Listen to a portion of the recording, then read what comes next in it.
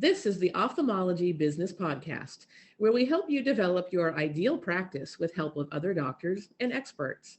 The topics we cover include marketing, management, leadership, recruitment, HR, mindsets, and more. I'm Sarah Duval, one of the co-hosts of this podcast. Every listener of this podcast is welcome to join the Ophthalmology Business Academy. The membership is on us, and it's our gift to you.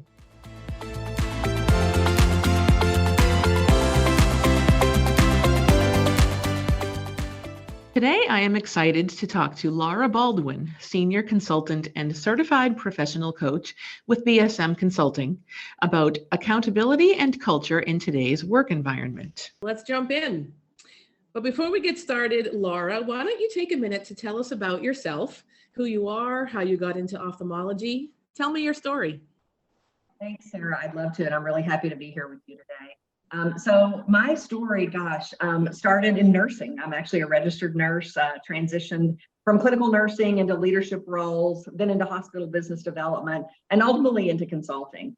So I've had the pleasure of seeing lots of different people along the way in lots of different roles, seeing how things work well, sometimes seeing how they don't work well, not only in others, but especially in myself as a leader and following that journey. So at BSM, I really focus on all things leadership related. I'm passionate about helping people. I really like to focus on how people show up, the impact it has on our own happiness, satisfaction, effectiveness as a leader, and how that shows up for others. So it's a big passion of mine. I kind of joke that I dive into the deep end of the pool with the messy humans because we're all messy and there's always opportunities for us to learn, grow, and show up even better than the day before. We are definitely all messy. So I think if you have been in ophthalmology for any amount of time, I would say longer than 6 months, you definitely know what or who BSM Consulting is. If you don't, you will. I feel kind of everywhere. Yeah, you're everywhere. Actually, just as a quick aside, so I've been in ophthalmology since 2001, so a long time. At the ASOA meeting, was it 2.5 years ago in Vegas? So 2021, I finally, after all these years, I had the opportunity for a quick face-to-face with Bruce. Bruce, is it Maller, right? Maller, yeah. Maller. So for those who don't maybe know, he is the founder of BSM. And we were just in line at the Starbucks in the Mandalay Bay, and I recognized him because I've been in ophthalmology for 100 years. And I said something to him because I believe he was retiring, right? I think he got an honor that year for his, everything he's done for ophthalmology. And I felt like, what a great guy. It was maybe a 3 to 4 minute interaction, but he just seemed like such a nice person. And I didn't think about that until just this morning when you and I were getting ready for this recording. I remembered that that interaction. And I thought that probably ties in well to what we're going to talk about today, because we're going to touch upon leadership. And I thought, here's this guy who founded this company that everybody in ophthalmology knows. And he seemed like such a nice person, and therefore he was probably a tremendous leader. You guys are so big now that I have no idea how long it's been since Bruce himself maybe actually hired people, did the interviewing and the hiring for the consultants. But I'm assuming the reason why BSM has been so popular and has been around for so long is because of him and what kind of a leader I'm assuming he was. So maybe can you talk to me a little bit about how you got into BSM and how that culture that I am assuming is true of BSM, how you take that and help with the people that you consult? Yeah, absolutely, Sarah. It's a great question, and I'll pass that along to Bruce. He is fully retired now. He's our chairman of the board, and so he's out of the day-to-day operations, and we're thrilled for him. But what he left behind and helped create was a legacy of a culture, and it was every person to a T who either has been part of or is currently a part of our organization. It's not something that we just, have a platitude on a wall. It truly is woven into the fabric of our organization. And that was a vision of Bruce's from the early days of BSM Consulting. I've been here for over 15 years now. So, and we have a very highly tenured group of employees at BSM. And a lot of it is exactly what you're saying. It's because we create a place, and we each have a personal accountability to creating the culture, how we show up, investing in each other, and our company investing in us. So I think, how I got to BSM is a bit of that story. And when I got here, finding a place where it truly is nurturing. We care about each other. We're kind to each other. We live our core values. We believe in working hard, but we believe in having that balance as well, because we know it's important for each and every person to have that in order to fill their tank and show up the next day to do it all over again. And again, that tying it back to your question, Bruce was very instrumental in helping us, set that, define that, but then each of us becoming accountable to it in our actions and behaviors every single day. And it's created this wonderful little company. I was employee number 20 when I started 15 years ago, and now we're over 60. So our company has basically tripled in size, and people come here and they don't leave because it's just a great workplace. But again, it goes back to us, creating those boundaries, investing in ourselves, investing in each other, which, for me is such an important part of leadership, whether you're in a formal role or you're just showing up every day. So what would you, as a consultant, what do you say to practices right now where it's no secret, right, that people are quitting? It's hard to get people to actually show up for interviews. Myself, working in a practice, I've had people who will, the day before, they will say that they're coming for an interview and then they don't show up. We had somebody the other day who literally confirmed that morning for 2 hours later and didn't show up. We've had people that we've offered jobs to who accept the job and never show up for the first day. And that's, of course, not unique to my practice. Everybody really in every industry, I think, is dealing with that. So how would you as a consultant help? What advice do you give to people, especially in the medical practices and ophthalmology, where with an aging population, our business isn't slowing down. We are busier than ever, but the staff is getting burned out. And you can't pour from an empty cup. So how do you tackle that? Whether it's what you do for your consulting with BSM or just what you have personally to offer as from being a coach. How do we help that to foster a good, positive culture again when everybody is so burnt out and morale seems to be taking such a hit? Totally, Sarah. And again, you're right. It's not unique to your specific practice. It's across the country. We work with clients across the country, and this is the single biggest pain point that our clients are experiencing right now. And there's not a simple answer, and there's not just one way to tackle it. I always start with my best advice to clients is control what's within your control, right? I cannot control whether or not a candidate is going to show up for the interview. Right. I can do everything possible within my control to set up the right environment for that. And then at some point, I don't have any more control over it. So I kind of have to help people with what's within your control, what's outside of your control. That said, I think that where people can start is really taking that critical look internally, right? We all believe that we have the best environment. We all believe we have a great culture. Sometimes we have to take a good hard look in the mirror and say, all right, if somebody's brand new coming into our organization, what would they say, right? We've all been here, we know each other, but what's the perception we're putting out there? And so I think a lot of it is doing that internal assessment. What is working well with our culture? What are employees saying about their satisfaction here? We understand it's hard. We understand it's tough, but the general things, do I feel valued as an employee? Am I delivering value? Am I connected to the mission of our organization?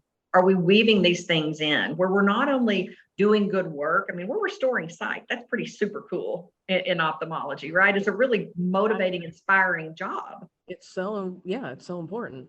It is. So But if I can interrupt you really quick with yeah. that, I always like to tell even my front desk people or people who I'm hiring for the front desk, I'm like, we are restoring, preserving vision. And you are such an integral part of that, even as somebody who checks the patients in and out, because you know what? This business can't run without you. The doctors aren't going to check the patients in and out themselves. So there's no unimportant job. Right. There's not. I'm sorry. No, but it's a great point, because I think where then the opportunity is, we don't message that enough. We don't connect each job back to the mission. We don't connect it back to how does this connect back to the patient experience, right? And if you think a lot of the jobs in ophthalmology, they're very task oriented. Look at the data, the research, new employees, new candidates to the market, people looking for jobs, they are looking for meaningful work. Exactly. So it's up to us to connect what we do to meaning and purpose. And just to be blunt, our practices don't do it that well. We need to work on that. And that is actually a word that I do find myself using a lot in interviewing is meaningful. I say, this is meaningful work. No, you're not scrubbing in and doing the cataract surgery, but you are the first person that this patient is going to see when they come through the door, or perhaps the last person when they're checking out, and you're the one who's telling them, thank you for your visit today. Have a good day. It's such meaningful and impactful work. But even I can tell my team that until I'm blue in the face, but I feel like sometimes it's still not enough. It's still, people are tired and they're burnt out. We're short staffed. Like I said earlier, the business is not slowing down. And I'm finding it hard to combat that in some ways. I always send an email every Friday. I call it the Friday Roundup, and I just kind of touch upon things from the week or the week ahead that are really important, make sure everyone's on board. For example, when the Good Days funding ran out for retinal injections, like that was something that was a snippet in that. And I always end it by just thanking them and telling them how much they're valued and appreciated. But I never really know if that's enough.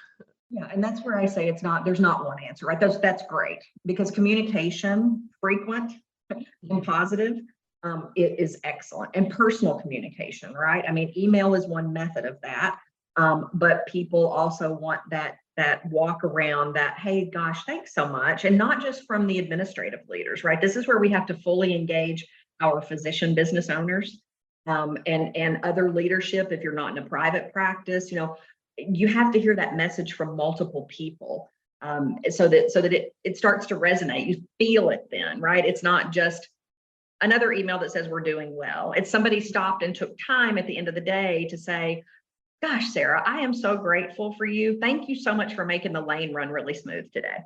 Little stuff. And so I think those are the things you have to build upon. And doing this and seeing results, it's a marathon. It is not a sprint. And you're right, we're all tired. People are exhausted. They're working short-staffed, lots of downward pressure. So that's why these small, incremental, meaningful shows of appreciation, of gratitude, and then once they start seeing it, helping them be accountable to sharing that throughout the organization. So how can we hold people accountable? I think that in this culture, and I'm guilty of it myself, okay, right? Like I keep it real. Like I'm guilty of this myself, where there's been some things lately where bad behavior, not horrible behavior, but maybe continuously coming in late or calling out. I know, as a part of the leadership team, as a manager, I know that I should be holding these people accountable. I should be writing up, but because we're already short-staffed, I'm too afraid to lose them. And so I'm letting it slide. Yeah. And I know it's bad, but like I said, I keep I'm putting that right out there. Hey, we're all guilty of it. How do we, what is the way to do that? How do we tackle people, keeping people accountable, Laura, in this environment without being so afraid that we're going to lose them when we're already short-staffed? And I'm sure there's not one right answer for that one either. There's not. Yeah, none of these are easy, simple fixes, right? And I get it. It is a slippery slope because you don't want to lose people right now. So I think what I work with clients on a lot is really getting to the why, right? If I have an employee, instead of going to the punitive immediately, it's seek to understand, right? What is the barrier? Help me understand. We've noticed a pattern. I want you to be successful. We want you here and we value you. Sometimes a couple of chances. Yeah. And you can have that meaningful conversation with them and they go, look, I've just got to tell you, it's stressful at home, whatever it may be. You don't know until you have the conversation. So I do think seeking to understand the reason behind the pattern. Now, that said, there also does have to be accountability, right? Because you're running a business, you're taking care of patients. And so making them understand and helping them see how critical and vital their role is. It's so important, right? Here's why it's important that we want you to be here every day, and trying to again connect them back to the importance of what they do and how it supports the patient journey. I do think that it's okay to say, we want you to be successful. That we're going to have to go ahead and, I need to just document our conversation. And so maybe it's not accelerating through the steps of a performance improvement plan as rapidly as maybe we have in the past. And that's what I'm seeing is a little bit of slow playing with it, and probably for all the right reasons. Now, there's lots of judgment in that, Sarah. If you've got somebody who, they're just a repeat offender and it's creating, more negative impact to your team for this to go on versus them just not being in the organization, then, you have to make those judgment calls on when you really do start to get more punitive things. So I'm probably not the only person who's letting something slide. Lots of, no, not at all. I hear it all the time. And then sometimes it is, you have to start saying, at what point am I doing more harm than good? Is keeping someone who's a repeat offender actually in the best interest of my team? Or if we just know, hey guys, we're going to be short until I fill this role. I'd love to, get your ideas on how do we fill this gap? What can we do to flex and adapt? We know this is going to happen. It's outside of our control, but come together as a team, let them have some say in what could be possible solutions when we're going to work short staff, because then that makes them feel like they're becoming part of the solution. That's a really, I'm loving this conversation because in admitting my shortcomings and my flaws. Do we need to do a coaching session right now, Sarah? I'm learning. I feel like I'm really good at doing most of what you just offered, but I haven't really thought about actually bringing my team together and doing the latter part of what you just said, saying, hey guys, I know, how did you just say it? We're going to be short staffed, but how can we come together to, you said it so much more eloquently, of course, but I don't know, if I'm being honest, I don't know that I've ever actually tried that approach before. So that's something new that I can certainly take away from this. And I'm sure there's going to be a listener or two out there who will agree with that. And a lot of that is because sometimes it takes extra time, and that's not the luxury of most of the practice leaders have right now is time. What it does, though, is, again, it makes the current team feel part of something. It makes them go, wow, Sarah's going to ask our opinion. We're going to have a voice. And you've got very talented people in your organizations out there, and they have a lot of answers. However, what we see sometimes is the administrators feel like they have to be the ones to always come up with the solutions. So that's where bringing your team in, it helps relieve that stress, and then it becomes a common solution. And you can be real and authentic and say, guys, I understand this downward stress on all of us is hard.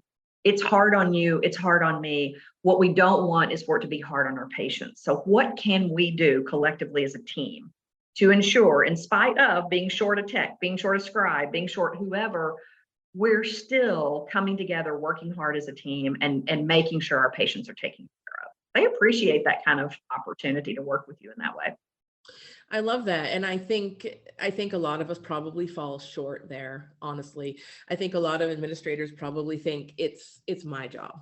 It's my job. It's my Yep. job. For the hard things, like I'm really good, and I'm sure there's a lot of administrators out there who are really good at letting people shine. Mhm. I don't need to take all the credit for something. If I have Sally over here who can do it just as well or better, you go, girl, right? But when it comes to the harder things, I feel like it's harder for us to relinquish control and to put that on somebody else. So I actually really love what you just said, though, because I think you're probably right that letting them be a part of a solution for something that's harder might actually mean more to them than just letting them shine when it's the more fun or Yeah. the easier things. And you said something, Sarah, that I'll pick out a little bit. This is what I do when I put my coaching hat on. Oh, perfect. You said, I don't want to put something on them, right? Yeah. Well, that's a narrative we create. We think we're going to burden someone else versus flipping that script into, I'm excited to bring my team in to give them an opportunity for us to brainstorm together and come up with the right solutions. And so that's it's again, I'm just picking on you for fun. I hear that all the time. It's why I don't want to burden my team, or it's like, well, what makes you think it's a burden? What if they said, gosh, we'd love to help you? So and then that leads to what you're describing is when we think we have to solve everything on our own, that's when all of a sudden we're drained, right? It's hard. It's a destructive energy that we feel. It's depleting. And so when we can invite other people in to help share the opportunity of responsibility versus putting a burden on someone, kind of cool things happen. Yes. So Laura, we're out of time. I think we're going to need a part 2 because we're just getting into the good stuff here. This is what I do all day, Sarah. So. I think the listeners are going to want a part 2.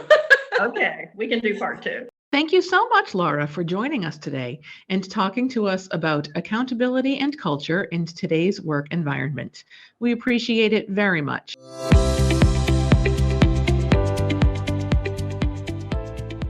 I also want to take a moment to thank our listeners. We appreciate each and every one of you. We cannot do what we do without you. If you like our podcast, kindly share it with your friends and on social media. And please don't forget to write a review on iTunes or Google Play. Your review will help other doctors and practice owners find us. Till we meet again, wishing all of you an amazing week ahead.